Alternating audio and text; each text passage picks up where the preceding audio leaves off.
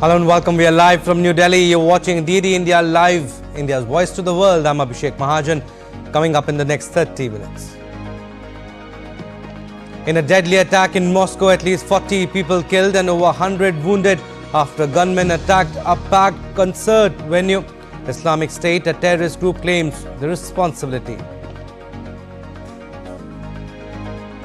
Setting a new landmark in India-Bhutan enduring friendship, India Prime Minister Narendra Modi conferred with Bhutan's highest civilian award, will inaugurate a state-of-the-art hospital in Thimphu built with India's assistance. Maldives President Mohammad Muizzu strikes a reconciliatory tone, urges India to extend debt relief, seeks to strengthen and expedite Indian projects in the island nation. US Secretary of State Antony Blinken says Rafah offensive risks further isolating Israel around the world. Netanyahu rebuffs US plea to halt Rafah offensive. Princess of Wales Kate Middleton reveals cancer diagnosis in a heartwarming video message, says she is undergoing treatment after surgery.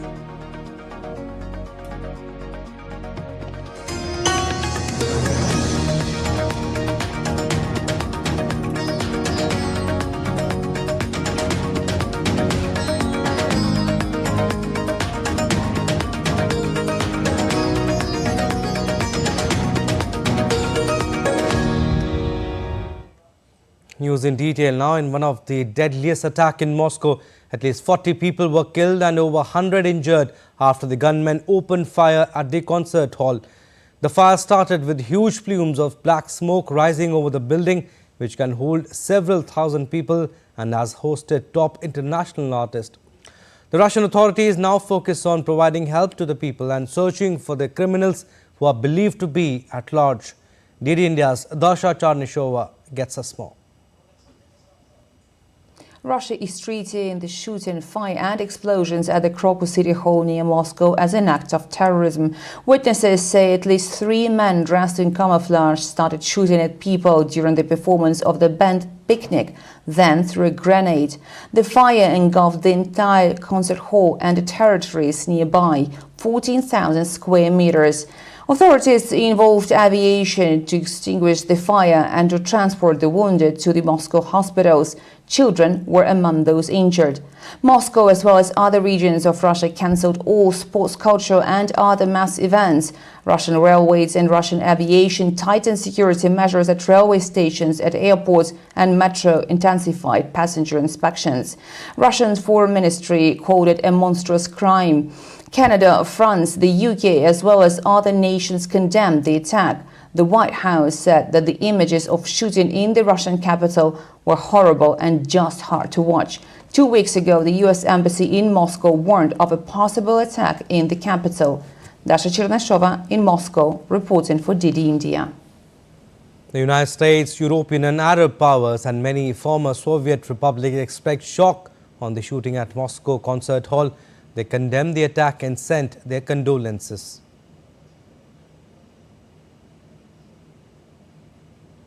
And condoling the Moscow attack, White House spokesman John Kirby said the images of the mass shooting in Russia were horrible and hard to watch. We've all seen the reports and the video coming out of Moscow. This violent shooting at looks like a shopping mall. Can't speak much to the details of it. I mean, this was all just breaking before I came on out here, so we're trying to get more information, but really would refer to Russian authorities to speak to it. The images are just horrible and just hard to watch, and our thoughts obviously are going to be with the victims of this terrible, terrible shooting attack. Russia hit Ukraine's largest dam, the Dnipro HES in southern Zaporizhzhia region on Friday. An official said that the dam was attacked 8 times during its massive overnight attack. An eyewitness captured the moment of one of the missiles hitting the dam. Kiev said Russia staged its largest airstrike on Ukrainian energy infrastructure, hitting a vast dam, killing at least 5 people and leaving more than 1 million others without electricity. Ukraine said its energy system had received emergency power supplies from neighboring Poland, Romania and Slovakia as 7 of its regions faced blackouts. The White House said it did not encourage or enable Ukraine to strike inside Russia. I'm not going to speak to the specifics in that press reporting. The only thing I would tell you is what I've said before. We do not encourage or enable the Ukrainian military to conduct strikes inside Russia. We do not encourage or enable Ukraine to strike inside Russia. Ukrainian President Volodymyr Zelensky said that only a lack of air defenses was preventing Ukraine from stopping Russian attacks, and more political will from Kiev's allies was needed on Friday. Звичайно, ключове питання – це ППО. Certainly, the key issue is air defense systems. Physical protection of objects and recovery after strikes depend on the people here in Ukraine. But real and comprehensive protection against Russian missiles and Shahid drones is only possible with sufficient political will from our partners. All partners know what is needed and who can make truly life-saving decisions. Наша комунікація щодо цього. Кожен день. India's Prime Minister Narendra Modi will be inaugurating the Gyaltswin Jetsun Pema Mother and Child Hospital in Thimphu in a short while from now. This is a state-of-the-art hospital which is built with India's assistance. On Friday, Prime Minister Narendra Modi was conferred with order of the Druk Gyalpo, which is Bhutan's highest state honor, by the Bhutanese King Jigme Khesar Namgyal Wangchuk. The Prime Minister dedicated the award to 140 crore Indians. On a 2-day visit to the Himalayan kingdom, Prime Minister Modi announced further support of 10,000 crore rupees or $1.25 billion to the neighboring country's 13th development plan. Prime Minister Modi met Prime Minister Topgay of Bhutan over a working lunch on Friday. The two leaders agreed to enhance cooperation in renewable energy, agriculture, youth exchange, environment and forestry and tourism. Several MOUs were exchanged in these areas, digital connectivity and space among others. And Prime Minister Modi also had a one-on-one meeting with former King Jigme Singye Wangchuk, who ruled the kingdom as an absolute monarch between 1972 and 2006 before abdicating in favor of his son, the current king. Now, Maldives President Mohammad Muizzu acknowledged India's significant role in providing aid to the Maldives and said India has implemented the greatest number of projects. In an interview with local media in Maldives, Muizzu said, and I quote, "I also conveyed to Prime Minister Modi during our meeting that I did not intend to halt any ongoing projects. Instead, I expressed my desire to strengthen and expedite them. The conditions we have inherited are such that there are very large loans taken from India. Hence, we are holding discussions to explore leniencies in the repayment structure of these loans instead of halting any ongoing projects to proceed with them at speed. So I see no reason for any adverse effects."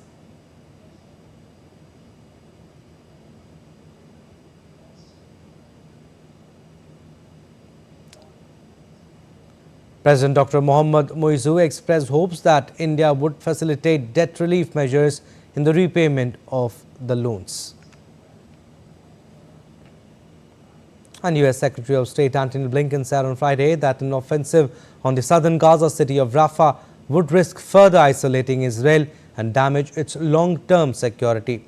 Speaking to media, Blinken said he had candid conversation with Israeli officials, including Prime Minister Benjamin Netanyahu, on various issues, including planned Rafah offensive. A major military ground operation in Rafah is not the way to do it. It risks killing more civilians. It risks wreaking greater havoc with the provision of humanitarian assistance. It risks further isolating Israel around the world and jeopardizing its long-term security and standing. So we're looking forward to having Israeli officials in Washington next week to talk about a different way of achieving these objectives that we share, of defeating Hamas and ensuring Israel's long-term security. And U.S. Secretary of State Antony Blinken met with Israeli Prime Minister Benjamin Netanyahu in Tel Aviv on Friday. This was Blinken's sixth visit to the West Asia since the conflict began on October 7 last year. Later, in a video released by government press office, Netanyahu said he thanked Blinken for the U.S. standing with Israel against Hamas. Netanyahu, however, said Israel will carry out a ground offensive in Gaza's Rafah with or without U.S. support in order to defeat Hamas. We recognize the need to evacuate the civilian population from war zones and, of course, to take care of the humanitarian needs. We are working for this. But I also said that we have no way to defeat Hamas without entering Rafah and eliminating the rest of the Hamas battalion there. And I told him that I hope we will do it with the support of the United States. But if we have to, we will do it alone.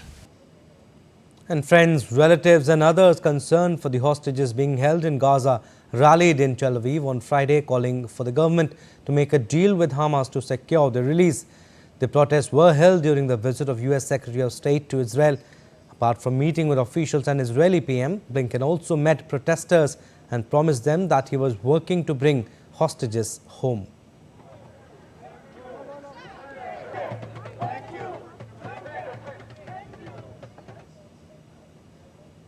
Now, the UN Security Council will vote on Saturday on a new draft resolution that seeks an immediate ceasefire in Gaza.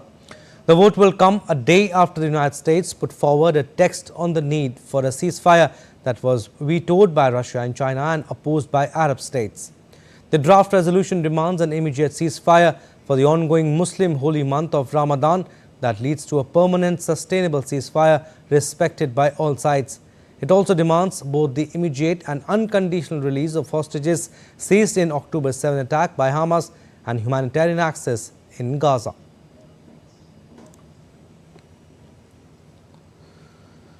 Now, Britain's Princess of Wales has announced she has been diagnosed with cancer. It follows weeks of speculation about her health after abdominal surgery earlier in the year. DD India's Oli Barrett reports from London. In January, I underwent major abdominal surgery in London, and at the time, it was thought that my condition was non-cancerous. The surgery was successful. However, tests after the operation found cancer had been present. My medical team therefore advised that I should undergo a course of preventative chemotherapy, and I'm now in the early stages of that treatment. This, of course, came as a huge shock, and William and I have been doing everything we can to process and manage this privately for the sake of our young family. Princess Catherine making this announcement in a video message that we're told was recorded in Windsor on Wednesday. But the cancer diagnosis has been known by William and Catherine since February. Catherine says in her message that she discovered the cancer diagnosis after the major abdominal surgery that she had in January, which was thought to have been successful. At that time, we were told that Catherine wouldn't resume royal duties until after Easter. It may now be some time after that, given that she is now being treated for cancer with what she describes as preventative chemotherapy. A very difficult time indeed at the moment for Britain's royal family. King Charles is also being treated for cancer of some sort. We also don't know exactly what type of cancer King Charles is being treated for, and he's been treated as an outpatient. In a message via Buckingham Palace, we're told that the King is so proud of Catherine for her courage in speaking as she did. We've had messages from across the political spectrum too. Opposition Labour leader Keir Starmer has paid tribute but also criticised the lurid speculation, as he describes it, about Catherine's health. And UK Prime Minister Rishi Sunak says that when it comes to matters of health, like everyone else, Catherine must be afforded the privacy to focus on her treatment and be with her loving family. And Catherine has made that call for privacy herself in announcing to the country and to the world that she is being treated for cancer. Oli Barrett in London, reporting for DD India. Now, Venezuela opposition leader Maria Corina Machado on Friday named Corina Lloris as a successor to take on President Nicolas Maduro in country's presidential election in July. The decision was taken following the arrest of two of Machado's close aides. The naming of Lloris, who is 80 years old, as the opposition's candidate comes after Venezuela's Attorney General announced the detention of two of Machado's closest allies earlier this week. Arrest warrants were also issued for 7 other people, including rumored Machado replacement Magali Mida. The decision all but marks Machado's withdrawal from the election planned for July 28 after she was barred from holding public office, a ruling which was upheld by Venezuela's highest court. The arrests of Machado allies Henry Alvarez and Dignora Hernandez caused international outcry. Still to come on this edition of DD India Live. Delhi Chief Minister Arvind Kejriwal remanded to the custody of the Enforcement Directorate till March 28. Blooming season of tulips kicks in. Asia's largest tulip garden in Jammu and Kashmir now open for public. And Kidambi Shrikant storms into Swiss Open semi-finals, registers straight game win against Li Chia-hao.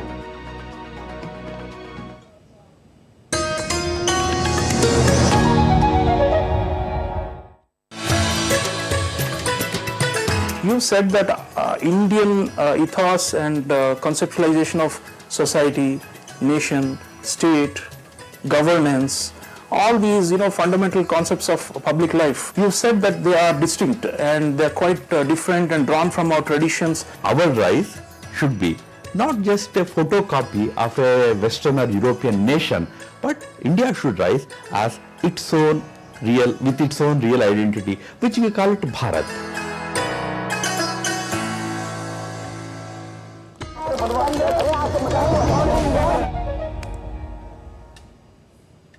Welcome back. You're watching DD India Live. I'm Abhishek Mahajan. Now let's get you the latest on what's happening in India in the run-up to the world's largest democratic election in India.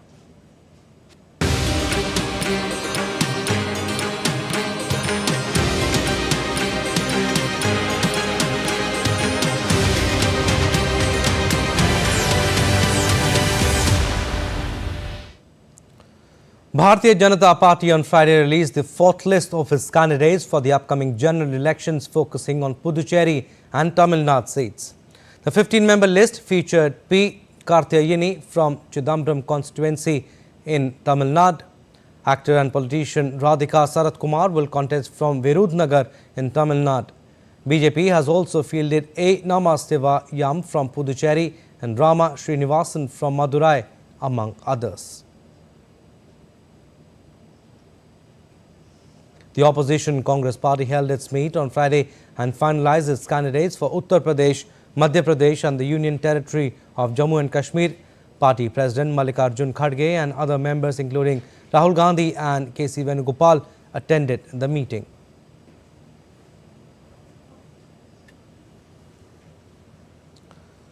The EVMs, or the electronic voting machines, have revolutionized the election process in India and are now being used in almost all polls being conducted by the Election Commission of India. Now here is a report on the unique story of the EVMs.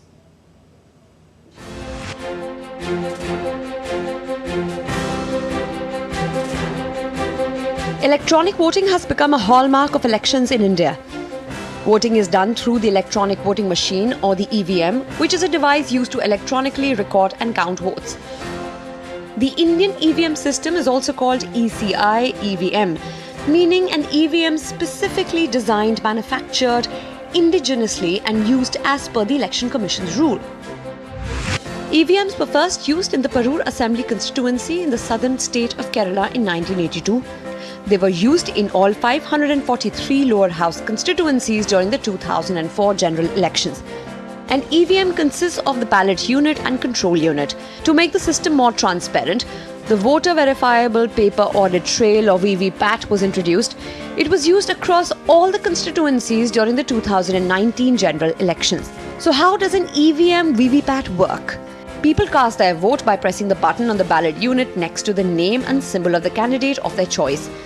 A paper slip showing the details of the candidates is generated and is visible for about 7 seconds through the transparent window of VVPAT. The ECI EVM can record a maximum of 2,000 votes. To better understand EVM's efficiency, it is important to look at how they fare in comparison to paper ballots, which were earlier used in general elections.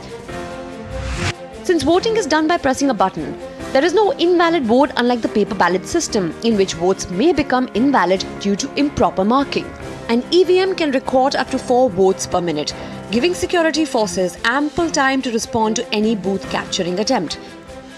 In the paper ballot system, there have been incidents of ballot boxes being stuffed with fraudulent votes. Counting of votes recorded in EVMs usually takes less than a day, while in paper ballot systems, manual counting can last for weeks. The use of EVMs reflects the evolution of the Indian electoral process with changing times and technology. Delhi Chief Minister Arvind Kejriwal was on Friday remanded to the custody of the Enforcement Directorate till March 28 following his arrest the previous day in alleged Delhi excise policy scam. Kejriwal was produced in the Rouse Avenue Court in Delhi on Friday, where probe agency Enforcement Directorate requested for a 10-day custody.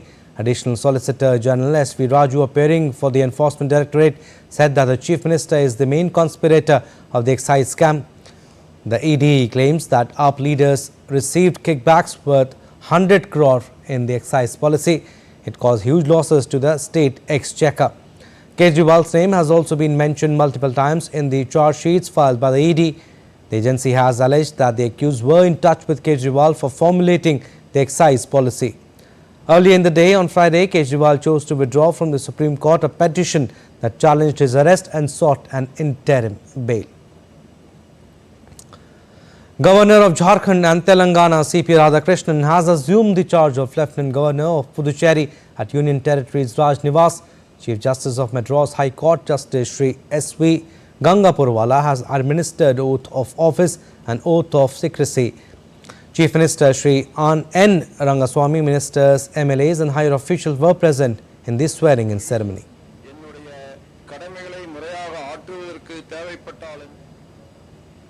India's Directorate General of Civil Aviation has imposed a financial penalty of 80 lakh rupees on Air India Limited for violation of regulations. The penalty was slapped for violations of flight duty time limitations, FDTEL and fatigue management system FMS of the flight crew. DGCA conducted a spot audit of Air India Limited in January this year to verify the regulatory compliance by the operator. During the audit, the evidences were collected and fleet-wise random reports were analysed. A show-cause notice was issued to Air India Limited on 1st March for submitting a response to the observed violations. The operator submitted its response to the show-cause notice, which was not found satisfactory. As the blooming season of tulips arrives, Asia's largest tulip garden, situated in India's northern most state of Jammu and Kashmir, is opening its gate for the general public today. This gorgeous garden, known as Indira Gandhi Memorial Tulip Garden, is now a well-known landmark in the area. It is nestled between the tranquil waters of Dal Lake and the majestic Zabarwan Hills, formerly known as Siraj Bagh. The garden is spread over 55 acres of land that will display additional 5 new varieties of tulips to the existing 68 varieties this year.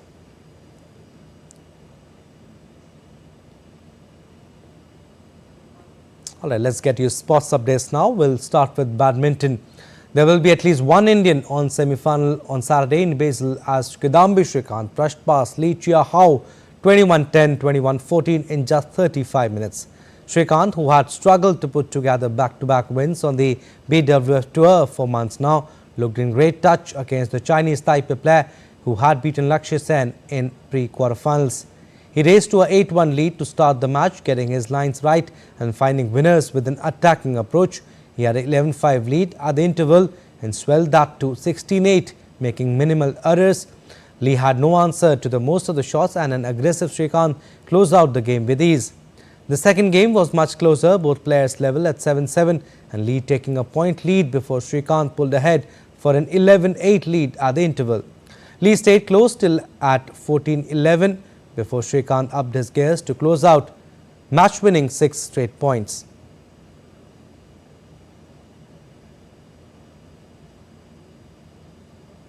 All right, we'll get you the next story now. We'll talk about IPL. Chennai Super Kings beat Royal Challengers Bengaluru by 6 wickets in the IPL opener at M.A. Chidambaram Stadium, Chennai on Friday.